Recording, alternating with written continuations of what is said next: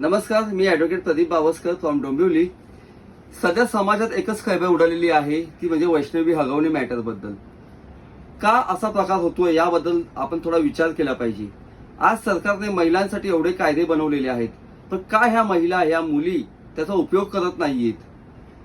आज वैष्णवी हगवण्याची ही परिस्थिती झालेली आहे हल्लीच्या ह्या 21व्या शतकामध्ये. मला मत हेच आहे की जे सरकारने कायदे बनवलेले आहेत, फॉर एक्झाम्पल आता आपण घेऊ की डोमेस्टिक व्हायलन्स कायदा हा खास स्त्रियांसाठी बनवला गेलेला आहे, म्हणजेच कौटुंबिक हिंसाचारापासून महिलांचे संरक्षण. या कायद्यानुसार आपण जी विवाहित स्त्री आहे तिला सासरच्या मंडळीकडून जो काही त्रास होतो, क्षयवाद होतो, मानसिक त्रास होतो, शारीरिक त्रास होतो, लैंगिक त्रास होतो, या त्रासाबद्दल काय उपाययोजना आहेत, काय ते रिलीफ मागू शकतात, या सर्व गोष्टी या कायद्यामध्ये आहेत. यासाठी एकदम सिंपल प्रोसिजर आहे. तुम्ही प्रोटेक्शन ऑफिसरकडे जाऊन सुद्धा कोर्टात केस दाखल करू शकता किंवा डायरेक्ट कोर्टामध्ये जाऊन सुद्धा डोमेस्टिक व्हायलन्स अंडर सेक्शन 12 नुसार तुम्ही अर्ज करू शकता.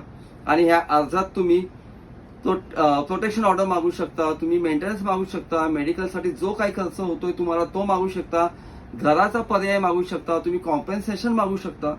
हे एवढं सर्व असताना त्याचा उपयोग तुम्ही नाही करणार, मग कोण करणार?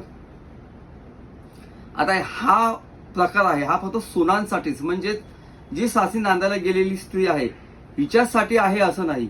तर जी सासू आहे किंवा ननंद आहे तिलाही काही त्रास असेल किंवा बहीण आहे यांना कोणाचा त्रास असेल तर ते सुद्धा हा कायदा अप्लाय करू शकतात.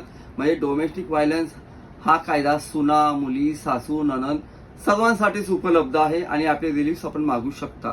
तर माझं सर्वांना हीच विनंती आहे की तुम्ही कायद्याचा अवलंब करा, आपलं जीवन सुखी करा, रिलीफ मागा, ना की कोणाच्या हाताशी जाऊन किंवा त्याच्या जाचाला कंटाळून तुम्ही आत्महत्या कराल, तर हे फार चुकीचं आहे. जर आपल्याला काही याच्याबद्दल मार्गदर्शन हवे असल्यास माझा नंबर 9870268872 याच्यावर आपण संपर्क करू शकता. धन्यवाद.